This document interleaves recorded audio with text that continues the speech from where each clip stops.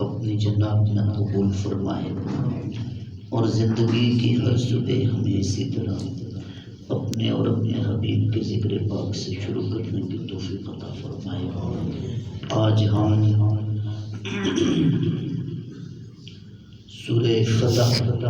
کا آغاز کر رہے ہیں سبحان اللہ، اس دعا کے ساتھ کہ اس سورہ کے اندر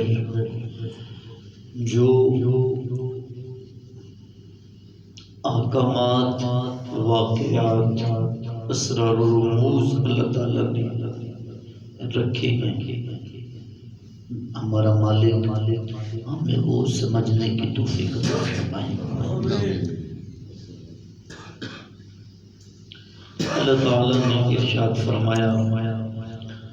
اِنَّا فَتَحْنَا لَكَ فَتْحًا مُبِينًا۔ اے رسول مکرم، ہم نے آپ کو کھلی ہوئی فتح عطا فرمائی۔ سبحان اللہ، سبحان اللہ۔ محتشم حضرات، اس فتح سے جو جمہور مفسرین ہیں ان کا کہنا ہے کہ یہ فتح یہ حدیبیہ کی صلح والی فتح ہے۔ چند لوگوں نے یہ بات کی کہ یہ فتح مکہ کے متعلق آیت اتری، لیکن اس کا جو شان نزول ہے وہ 6 ہجری، جب ہجرت کے 6 سال گزر گئے اور مسلمان مدینے میں 6 سال تک تڑپتے رہے کہ کب ہم کعبۃ اللہ کا جا کے دیدار کریں گے، کب ہم بیت مقدس کا طواف کریں گے، آب زمزم پئیں گے، حجر اسود کو بوسے دیں گے۔ لیکن مکے والوں نے بڑی انہیں تکالیفیں تھیں، بڑی دشواریاں تھیں۔ 6 سال گزر گئے، 6 سال ہجرت کے 6 سال ہو گئے، تو میرے آقا کریم صلی اللہ علیہ وسلم کو خواب آئی۔ اس خواب کا ذکر اسی صورت میں ہے۔ ہاں جی، آخری رکوع میں خواب آئی۔ سرکار نے خواب میں دیکھا کہ ہم عمرہ کر رہے ہیں۔ سبحان اللہ، میرے صحابہ بھی میرے ساتھ ہیں۔ سبحان اللہ۔ اچھا، اللہ تعالیٰ بڑا کریم ہے۔ آج پتہ نہیں میرے گلے کو کیا ہوا، صبح 2:30-3 بجے تو ٹھیک تھے، جس وقت پڑھا تھا تھوڑا سا پانی مجھے دینے کے گرم اچھا، یہ خواب کا کوئی عجیب ہے تذکرہ یار، یہ کلاس بھی کافی دنوں سے یہاں پہ جس کا ہے اسے دے دیجیے۔ مجھے بھی اللہ تعالیٰ نے ایک خواب دکھائی تھی اور مجھے بڑے اچھے طریقے سے یاد ہے۔ وہ خواب کب دکھائی تھی؟ وہ جب 2014 میں مجھے دین کی خاطر چند دن ملک ممتاز قادری صاحب کے ساتھ رہنا پڑا بڑیالہ۔ جس رات صبح واپسی تھی ادھر، اس رات کو میں نے یہ خواب دیکھی تھی کہ میں یہاں پہ سنگیوں کے ساتھ فجر کی نماز ادا کر رہا ہوں۔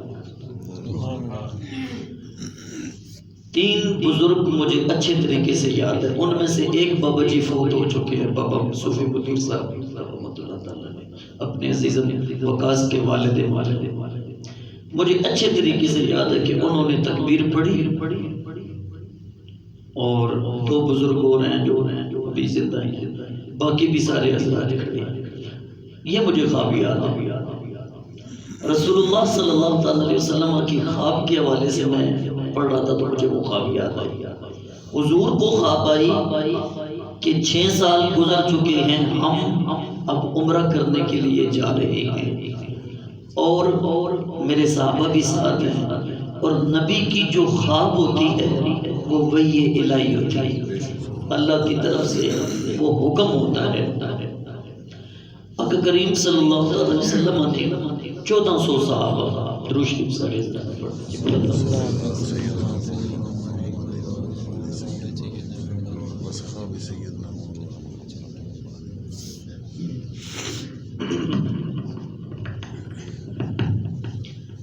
چودہ سو صحابہ سرکار کے ساتھ مل کے آپ تیاری کیا، تشریف لے کے۔ یہ 6 ہجری کا واقعہ ہے۔ حدیبیہ کے مقام پہ جب آپ پہنچے، وہ گھاٹی جہاں سے اتر کے وادی مقدس کی طرف جانا پڑتا ہے، وہاں پہ پہنچے، سرکار نے دیکھا کوئی اسلحہ نہیں لے کے گئے تھے، لمبا چوڑا ہتھیار نہیں لے کے گئے، صرف تلواریں تھیں، چونکہ آگے دشمن ہے، اگر انہوں نے حملہ بھی کر دیا تو دفاع کے لیے کچھ نہ کچھ تو ہو۔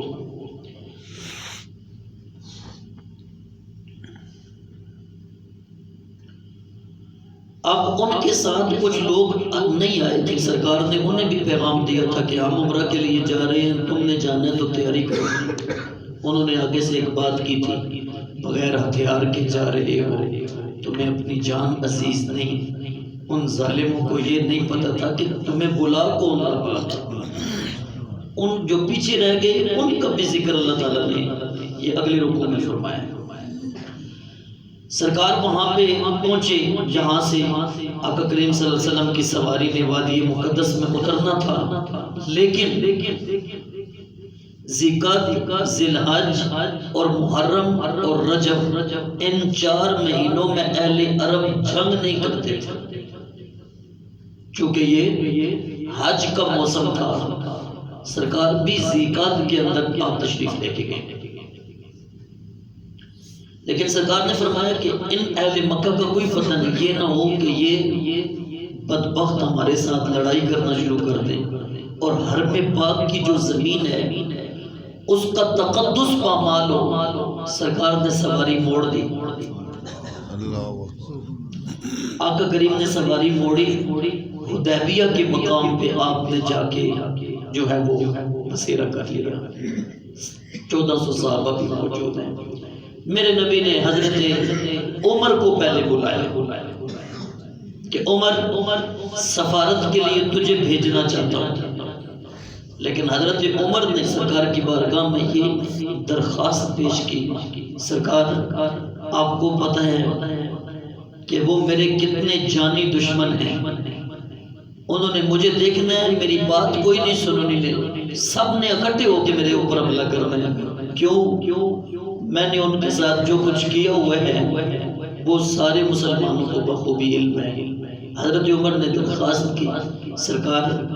میں چاہتا ہوں ہم عثمان کو بھیجیں، وہ ان کی برادری کے ہیں اور ابو سفیان ان کی بڑی بات مانے گا، ان کی عزت کرے گا، وہ معزز شخص ہیں۔ حضرت عمر کی ریکویسٹ پہ میرے نبی نے حضرت عثمان کو سفیر بنا کے بھیجا۔ وہ گئے، ان سے بات چیت ہوئی، لیکن انہوں نے آگے سے رد عمل بہت سخت جو ہے وہ پیش کیا۔ عثمان سے کہا، اللہ اکبر، عثمان سے کہا تم آ گئے ہو، وہ عمرہ کرنے کی نیت سے آئے ہیں، ہم ان کو عمرہ نہیں کرنے دیں گے، تم آ چکے ہو، ہماری برادری کے ہو، مکے کے رئیسوں میں سے ہو، وہ سامنے کعبۃ اللہ کھلا ہے، کرو طواف، اجر اسود کو بوسے دو، 6 سال ہو گئے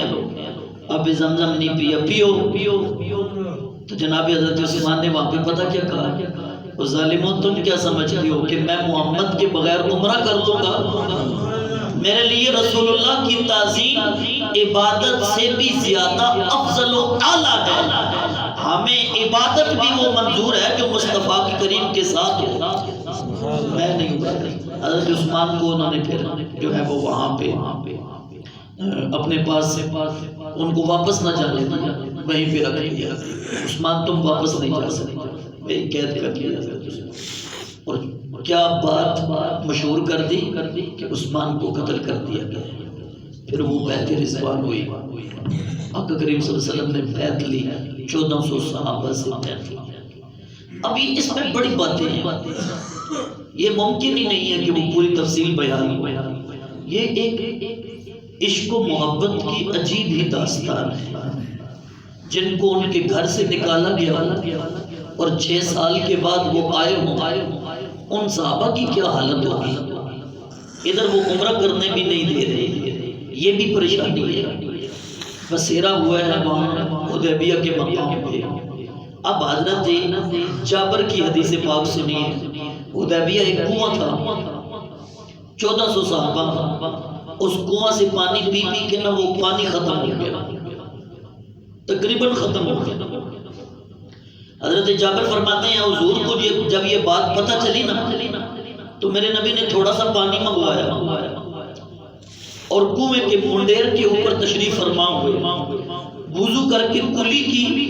اور کلی کر کے اس کنویں کے اندر وہ پانی ڈالا۔ سرکار کے منہ سے جو پانی کلی کی صورت میں اس کنویں کے اندر گیا، جانے کی دیر تھی کہ کنویں کا پانی منڈیر تک ابھر آیا۔ جو 1400 صحابہ کو پورا ہو گیا، 1400 صحابہ کی جو سواریاں تھیں ان سب کو بھی کافی تھا۔ حدیبیہ کے مقام پہ یہ بھی ایک معجزہ میرے نبی کا رونما ہوا۔ اللہ اکبر کبیرہ۔ اب بہت سارے بندے انہوں نے بھیجنا شروع کیے، بہت سارے۔ ان میں ایک نام ہے اروا، یہ میرے نبی کے بعد میں صحابی ہوئے اور بڑے باکمال صحابی ہوئے، لیکن ابھی تک مسلمان نہیں ہوئے تھے۔ اروا آئے، حضرت اروا آئے ابو سفیان کی طرف سے، امیہ کی طرف سے، عتبہ اور شیبہ کی طرف سے، مکے کے رئیسوں کی طرف سے سفیر بن کے آئے حضور کے پاس۔ ان کے بات کرنے کا جو انداز تھا جو بخاری شریف میں بڑا عجیب ہے۔ حضور کے پاس آ کے اس طرح بیٹھ کے میرے نبی کی داڑھی مبارک کو پکڑ کے اس طرح بات کرنے پکڑنے کی کوشش کرتے تو جناب حضرت ابوبکر کھڑے ہوتے۔ حضرت ابوبکر اس کے ہاتھوں کے اوپر نہ کوئی چھڑی مارتے کہ ہاتھ پیچھے کر کے بات کرتے، ہاتھ پیچھے کر کے، یعنی یہ ہم صرف یہ سوچ ہی سکتے ہیں کہ دین کیسے پھیلا ہے۔ میری جان یہ بڑا مشکل پھیلا ہے، بڑی قربانیاں ہوئی، بڑی میرے نبی نے بڑی تکلیفیں برداشت کی۔ حضور نے فرمایا دین کی خاطر پوری کائنات میں اگر کوئی سب سے زیادہ تکلیفیں برداشت کی ہیں وہ عبداللہ کے بیٹے میں محمد رسول اللہ نے کی۔ آگے بڑھ کے میرے نبی کے ساتھ اروا باتیں کرتا ہوں، یہ کہتا حضور نے فرمایا ہمیں عمرہ کرنے دو، ہم عمرہ کرنے کی نیت سے آئے ہیں، ہم کوئی لڑنے کی نیت سے تو نہیں آئے، ہم تو پیاسے ہو چکے تھے، آب زمزم پیے، میرے صحابہ تڑپ رہے ہیں کہ کب اللہ کے گھر کا دیگر۔ انہوں نے کہا نہیں یہ نہیں ہو سکتا، عمرہ کرنا اگلے سال آئے گا، لیکن وہ بھی اس صورت میں کہ جو ہے وہ ایک صلح نامہ ہوگا، اس صلح نامہ پہ جو کچھ لکھا جائے گا، جو شکیں ہوں گی اس پہ عمل کریں گے، اگلے سال آ جائیں۔ اچھا اروا جو ہے نا اب وہ باتیں کر رہے ہیں حضور سے اور ساتھ عجیب آنکھوں سے دیکھ رہے ہیں۔ حضرت ابوبکر نے جب ان کے ہاتھ پہ چھڑی ماری نا، انہوں نے کہا کون ہو تو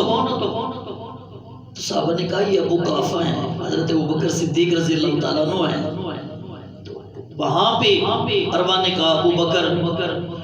وہ احسان مجھے آج بھی یاد ہیں جو تو نے میرے اوپر کیے ہیں،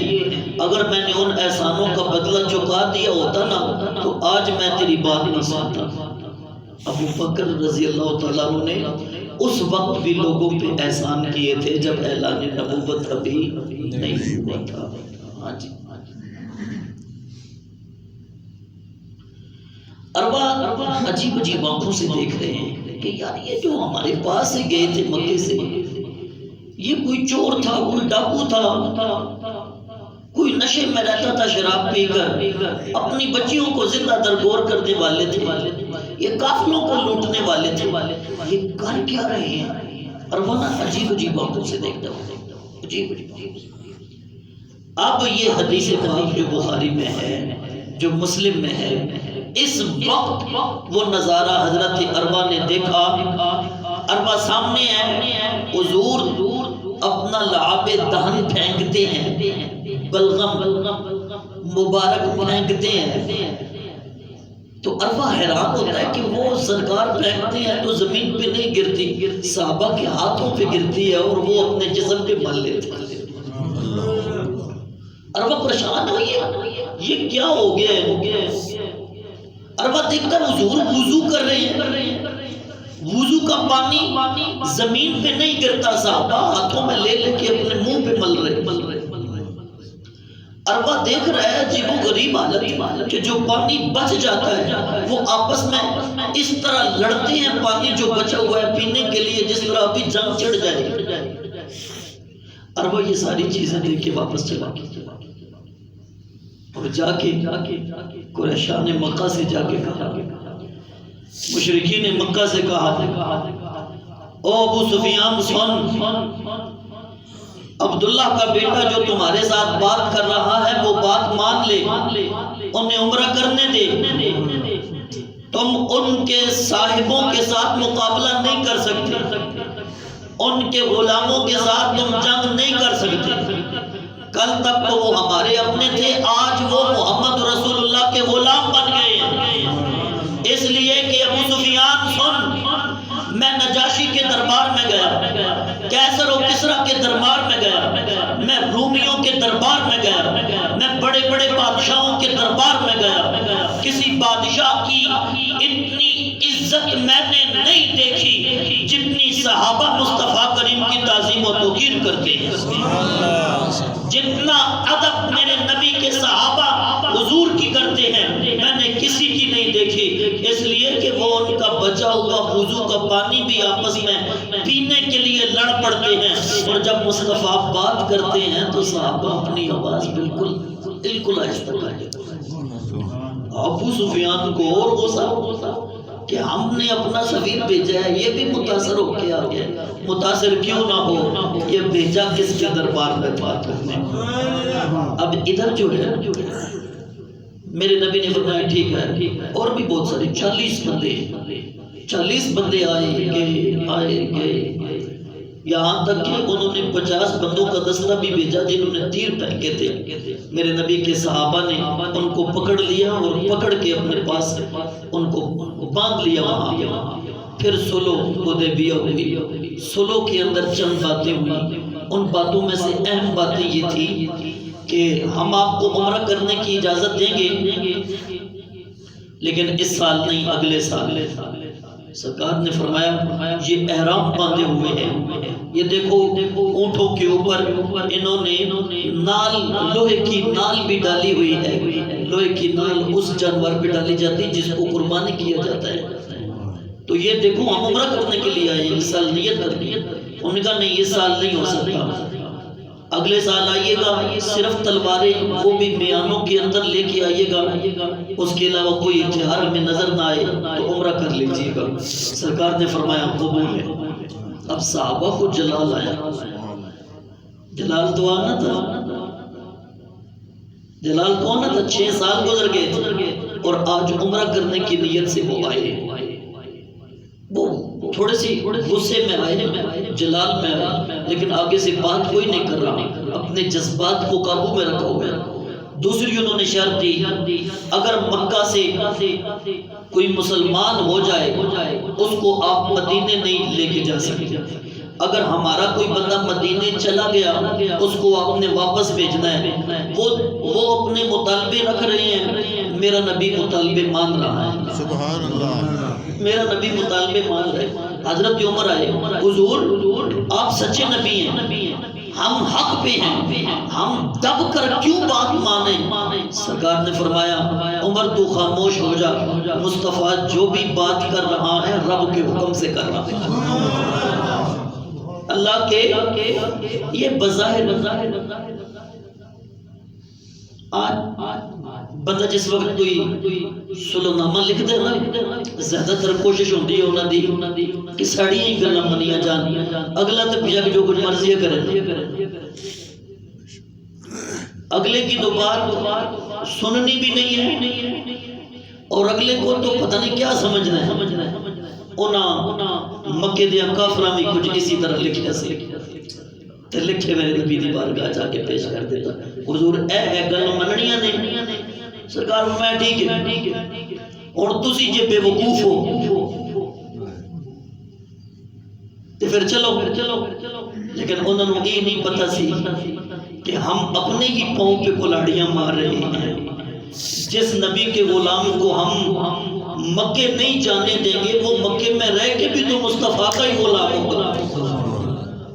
اس کے ساتھ بھی تو لوگوں نے پیار ہی کرنا ہے مجھے بتائیے بلال حبشی اگر مکے میں ہے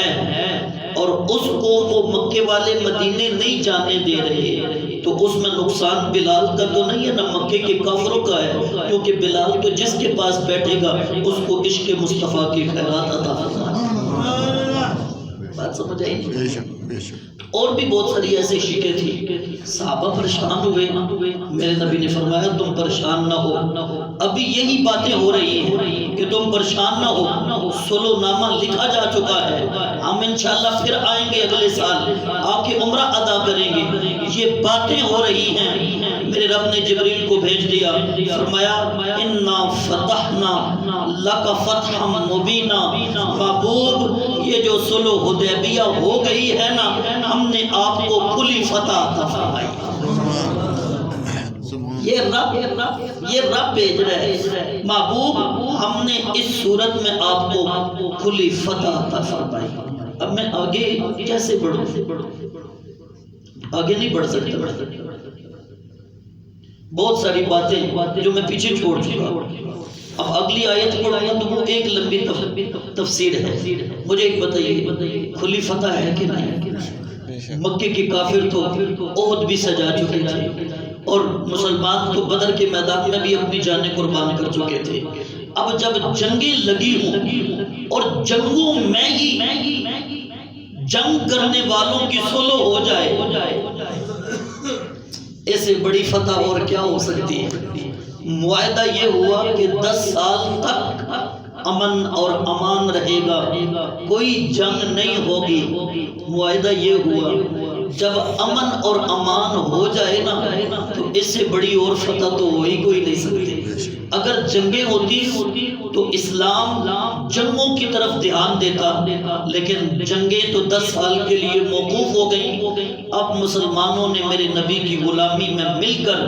اتنی محنت کے ساتھ دین کا کام کیا کہ پہلے دین کی جو روشنی تھی وہ صرف مدینے اور مدینے کے قرب و جوار میں تھی لیکن اب مدینے سے ایسی پھیلی کہ جناب ادھر سے یمن روشن ہو گیا ادھر سے شام روشن ہو گیا ادھر سے جو ہے رومیوں نے ایران کے اوپر غلبہ پا لیا چونکہ وہ اہل کتاب تھے اور ایرانی اس وقت مجوسی تھے آپ کی پوجا کرتے تھے حضور خوش ہوئے اور روم تک جو ہے وہ اسلام پہنچ گیا اتنا بڑا لشکر آج تو 1400 صحابہ تھے لیکن 2 سال کے بعد میرے نبی کے ساتھ 2000 صحابہ 20,000 صحابہ میرے نبی کے ساتھ 20,000 صحابہ ادھر 1400 صحابہ 2 سال کے بعد 20,000 صحابہ مکے میں اس شان سے گئے کہ پورا مکہ خود بخود بغیر جنگ کی فتح ہو گیا اِنَّا فَتَحْنَا لَكَ فَتْحًا مُبِينًا ہم نے آپ کو کھلی فتح عطا فرمائی اباب محترم دعا ہے پروردگار عالم ازل ہمیں عمل کی توفیق نصیب فرمائے